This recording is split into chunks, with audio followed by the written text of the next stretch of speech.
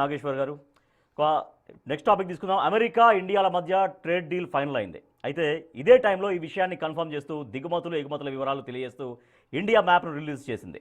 ఈ మ్యాప్పై ఇప్పుడు వరల్డ్ వైడ్గా డిస్కషన్ ప్రారంభమైంది. ఎందుకంటే ఈ మ్యాప్లో జమ్మూ కాశ్మీర్లోని పాక్ ఆక్రమిత కాశ్మీర్ను కూడా భారత్ అంతర్భాగంగానే చూపించింది. నాట్ ఓన్లీ పీఓకే, ఆక్సైడ్ చైన్ను కూడా మన మ్యాప్లోనే చూపించింది. నిజానికి మనం ఎప్పటి నుంచో ఇదే మాట చెబుతున్నాం, కానీ ఇన్నాళ్ళు వినినట్టు ఉన్న అమెరికా ఇప్పుడు ఏకంగా మ్యాప్ని రిలీజ్ చేసింది. మరి దీని వెనుక వ్యూహం ఏంటి? ఇది అనుకోకుండా జరిగిందా లేక అనుకునే చేశారా? అసలు మతలబు ఏమై ఉంటుంది దీంట్లో? రైట్, ప్రొఫెసర్ గారు, సో పీఓకేను భారత్లో అంతర్భాగంగా ట్రంప్ టీం చూపించిన దాంట్లో ఎటువంటి ఆలోచన కనిపిస్తోంది? ట్రంప్ ఆలోచన ఏముంటుంది?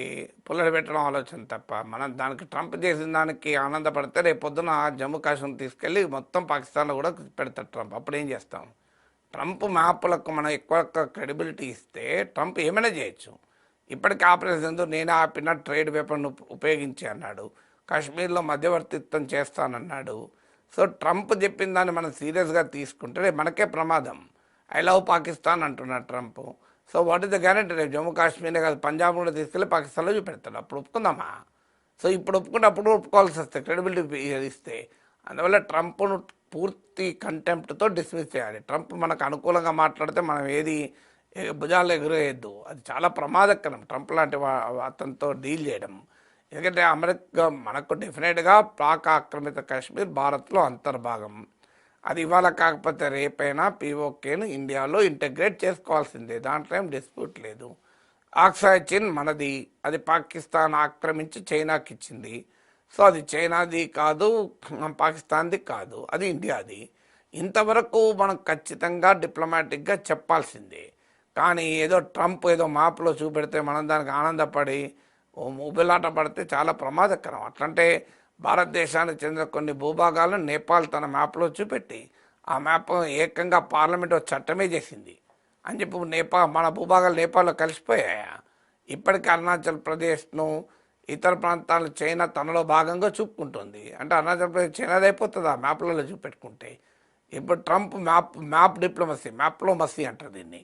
సో ఈ మ్యాప్లో మసీకి మనం కేరింతలు కొట్టకూడదు. ఎందుకంటే కెనడాను అమెరికాలో 51వ రాష్ట్రంగా చూపెడుతూ కూడా మ్యాప్లు విడుదల చేశాడు. గ్రీన్లాండ్ పైన అమెరికా ఫ్లాగ్ వేసి చూపెట్టాడు. మీకు వెనుజులాది కూడా అమెరికాలో భాగం అంటాడు. సో ట్రంప్ ఏమంటాడు ఎవరికి తెలుస్తుంది, ఎప్పుడు ఏదంటాడు? సో అందువల్ల ట్రంప్ లాంటి అతన్ని ఒక స్టాండర్డ్గా తీసుకొని ప్రామాణికంగా తీసుకొని అమెరికా వల్ల మనకేదో లాభం అవుతుంది అనుకుంటే చాలా ప్రమాదకరం. రేపు ట్రంప్ కెన్ డూ ఎనీథింగ్. ఇవాళ మన లాభం కాయిందని మనం ఆనందపడితే రేపు జమ్మూ కాశ్మీర్ తీసుకెళ్ళి అమెరికాలో కలుపుతాడు, పాకిస్తాన్లో కలుపుతాడు. అప్పుడేంటి? ఇక రెండవది, మొదటి నుంచి మన విధానం ఏంటి కాశ్మీర్ పైన? ఇది భారత పాకిస్తాన్ల మధ్య డిస్ప్యూట్. అది నిజంగా చెప్పాలంటే డిస్ప్యూట్ కూడా ఏమీ లేదు. జమ్మూ కాశ్మీర్ భారత్లో విలీనం కావడం కంప్లీట్ ఇర్రివర్సిబుల్. మిగిలింది ఏమైనా ఉంటే పాక్ ఆక్రమిత కాశ్మీర్ను మనం కైవశం చేసుకోవాలి. ఇది మన స్టాండ్. ఇందులో వేరే దేశం ఎంట్రీని మనం అంగీకరించము. That is our stand. ఇప్పుడు ట్రంప్ మ్యాప్ను అంగీకరించడం అంటే మనం మూడో దేశం జోక్యాన్ని అంగీకరించినట్లే. సరిగ్గా ఇదే పాకిస్తాన్ కోరుతోంది, అమెరికా కోరుతోంది. మనం పాకిస్తాన్ కోరింది, అమెరికా కోరింది మనం అంగీకరిద్దామా? మన లాభం అవుతుందని చెప్పి. సో మనం ఏ మూడో దేశ జోక్యం వద్దని ఒకవైపు చెప్తూ, మరోవైపు ట్రంప్ మనకు అనుకూలంగా మ్యాప్ గీశాడు కదా, దాన్ని ఉపయోగించుకుందామంటే మన అమెరికా జోక్యాన్ని మనం అంగీకరించినట్లే. అది చాలా ప్రమాదకరం కదా. సో అందువల్ల ఈ ఇండియాను పాకిస్తాన్ కలిపి హైఫనేటింగ్ అంటారు, రీహైఫనేటింగ్. దాన్ని కూడా మనం మొదటి నుంచి వ్యతిరేకం. America relations with India are not related to Pakistan. పదే పదే అమెరికా ఇండియా రిలేషన్స్లో పాకిస్తాన్ తీసుకొస్తే ఇండియాను పాకిస్తాన్ హైఫనేట్ చేయడం అవుతుంది. దానికి మనం వ్యతిరేకం.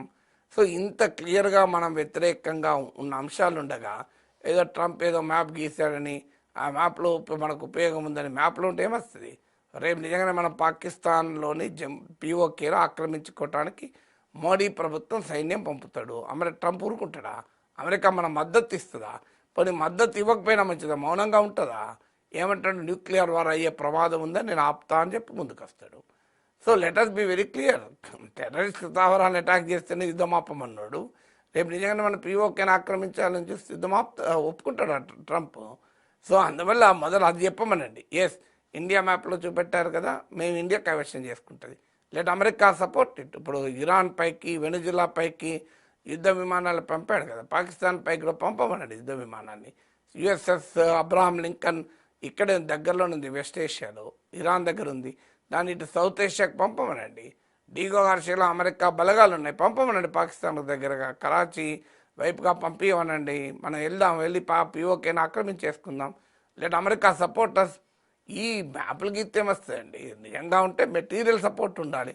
వీళ్ళు అమెరికా సపోర్టర్స్. సో దానికి సిద్ధపడ, లేదా పాకిస్తాన్ హెచ్చరించండి, మీరు అమెరికా ఇండియా కనుక జమ్మూ కాశ్మీర్ ఇచ్చివేయకపోతే మీకు F-16 సాయం చేయం, మీకు ఏ రకమైన సాయం చేయమని చెప్పమనండి. దానికైనా మనం రెడీ. ఎప్పుడైనా నిజంగానే అమెరికా నిజాయితీని అంగీకరించుదాం. ఈ చాక్లెట్లకు మనం ఆనందపడితే ఎట్లా? ఓకే అండి, ఇక నెక్స్ట్ టాపిక్ చూద్దాం. బంగ్లాదేశ్